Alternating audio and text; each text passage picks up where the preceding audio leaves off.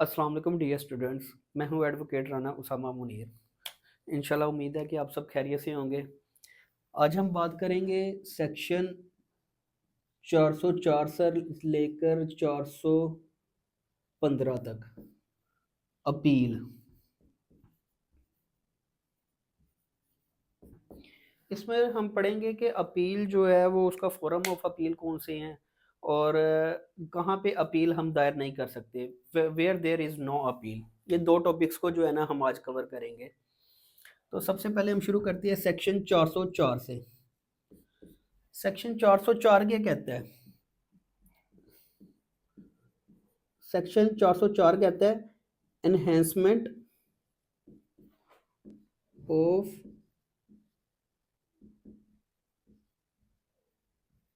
Punishment.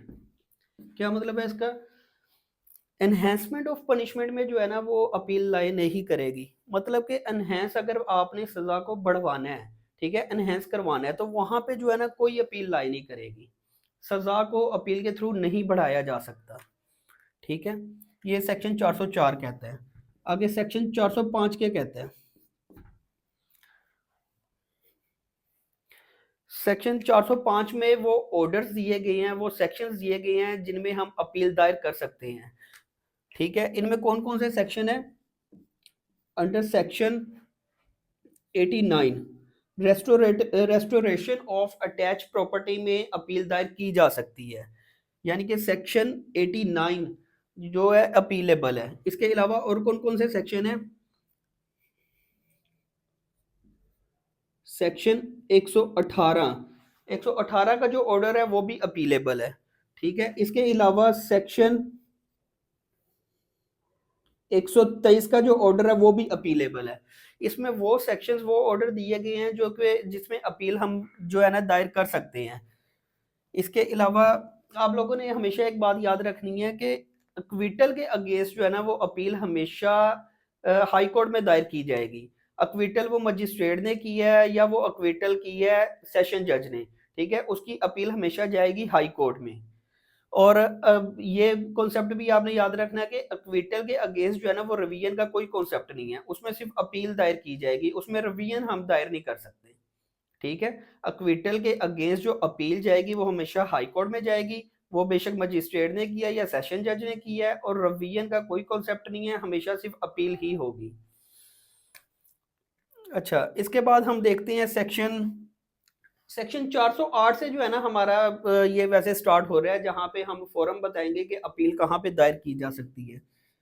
Section 408 देखते हैं हम। सेक्शन 408 में कहा गया है कि अगर मजिस्ट्रेट जो है वो सजा देता है 4 ईयर्स से कम, लेस देन 4 ईयर वो अगर सजा देता है, तो अपील लाए करेगी हमेशा सेशन कोर्ट में। और अगर मजिस्ट्रेट ये मोर देन जो है वो 4 ईयर सजा देता है, अब आप ये कहेंगे मोर देन 4 ईयर्स वो कैसे दे सकता है? तो आपने पढ़ा होगा कि सेक्शन 30 जो है ना वो मजिस्ट्रेट को एम्पावर करता है कि वो एटलीस्ट जो है ना वो 7 साल की सजा दे सकता है। तो ऐसे केसेस में अगर मजिस्ट्रेट 4 ईयर से सेशन जो है ना वो मजिस्ट्रेट ऑफ क्लास 30 4 ईयर से ज्यादा सजा देता है, तो अपील जाएगी आपकी हाई कोर्ट में। ठीक है, ये चीज क्लियर होगी। अगर लेस देन 4 ईयर सजा होगी तो अपील जाएगी सेशन कोर्ट में, और अगर मोर देन 4 ईयर सजा होगी तो फिर हमारी अपील जाएगी हाई कोर्ट में। अच्छा, इसके बाद हम देखते हैं सेक्शन 409। सेक्शन 409 में क्या कहा गया है? सेक्शन 409 में यह कहा गया है कि अगर तो मजिस्ट्रेट ऑफ फर्स्ट क्लास, कौन सा? मजिस्ट्रेट ऑफ फर्स्ट क्लास या सेकंड क्लास, अगर इन दोनों में से किसी ने सजा दी है, ठीक है, तो अपील हमारी जाएगी असिस्टेंट सेशन जज के पास।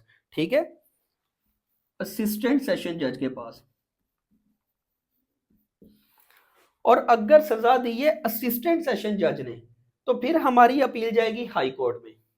ठीक है, अगर मजिस्ट्रेट ऑफ फर्स्ट क्लास या सेकंड क्लास ने सजा दी है तो फिर हमारी अपील जाएगी असिस्टेंट सेशन जज के पास, और अगर असिस्टेंट सेशन जज ने सजा हमारी 4 साल से ज्यादा दी है तो फिर हमारी अपील जाएगी हाई कोर्ट में। ठीक है, ये चीज क्लियर होगी।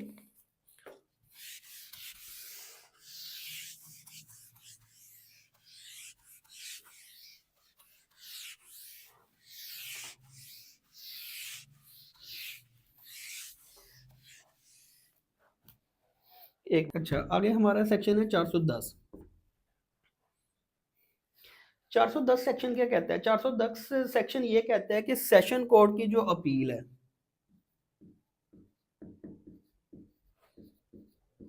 सेशन कोर्ट की अपील हमेशा जाएगी हाई कोर्ट में। ठीक है, सेशन कोर्ट में अगर सेशन कोर्ट के किसी फैसले पर हमने अपील करनी है तो वो हमेशा दायर करेंगे हाई कोर्ट में। ठीक है, आगे 411 ए देखते हैं हम। 411 ए क्या कहता है? 411 में ए में ये कहा गया कि अगर हाई कोर्ट जो है अपनी ओरिजिनल जुरिस्डिक्शन में,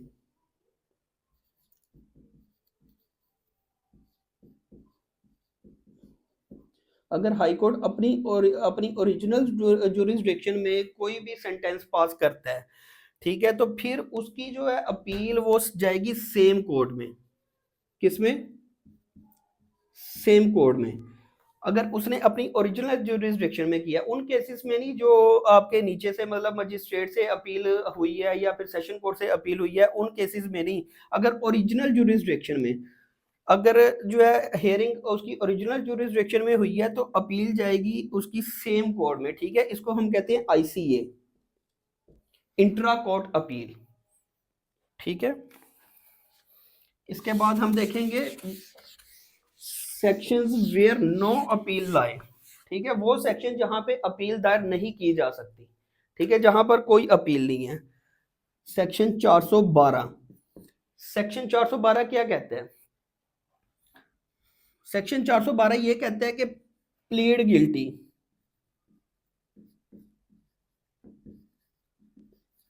जहां पर एक्यूज ने प्लीड गिल्टी की है, यानी कि उसने अपने जब उस पर चार्ज फ्रेम किया गया था उसने प्लीड गिल्टी किया गया था, तो ऐसे केसेस में जनरली कोई अपील लाई नहीं करती।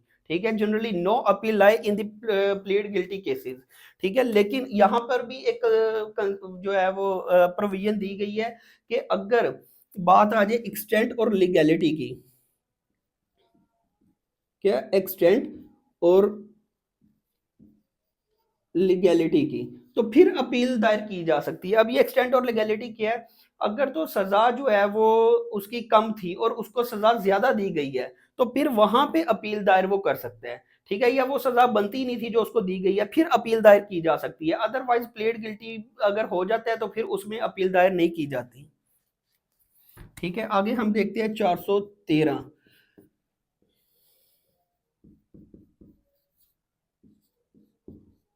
413 क्या है? 413 पेटी ऑफेंसेस।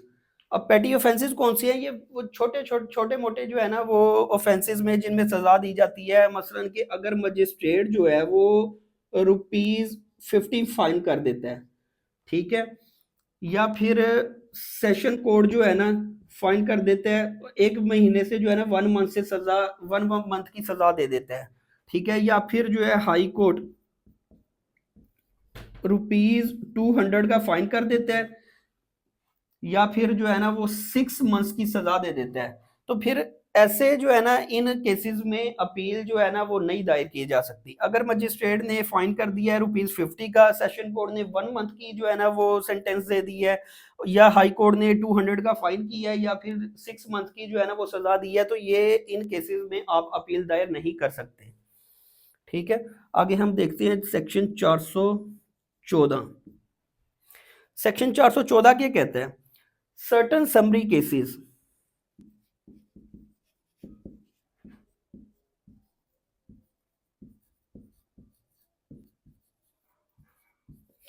सर्टन समरी केसेस में जनरली जो है ना वो अपील शैल नॉट लाई। ठीक है, लेकिन इसमें भी एक जो है ना कंसेप्शन है, ये है कि अगर सर्टन समरी ट्रायल में सजा दी गई है, ठीक है, सेंटेंस पास की गई है, तो फिर जो है ना वो अपीलेबल होगा, अदरवाइज सर्टेन समरी ट्रायल में अपील दायर नहीं की जा सकती। इसमें फिर 414 ए भी है,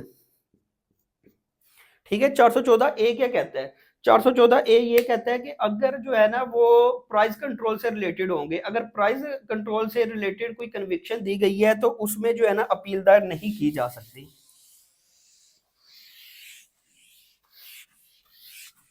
लास्ट में हम देखेंगे अब 415। सेक्शन 415 क्या कहता है? सेक्शन 415 ये कहता है कि 413 में और 414 में, अगर 413 और 414 with other offences,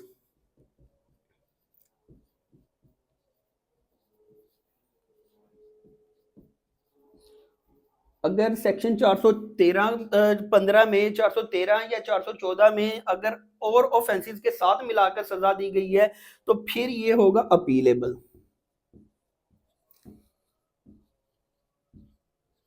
otherwise 413 414 appealable नहीं था, ठीक है। लेकिन अगर इस सेक्शन को 413 को 414 को अदर ऑफेंसेस के साथ मिलाकर सजा दी गई है तो फिर ये होगा अपीलेबल, ठीक है। अदरवाइज ये नॉट अपीलेबल है, ठीक है। तो ये हमारे सेक्शन से 413 से लेके 415 तक मैंने आज आपको पढ़ाया है।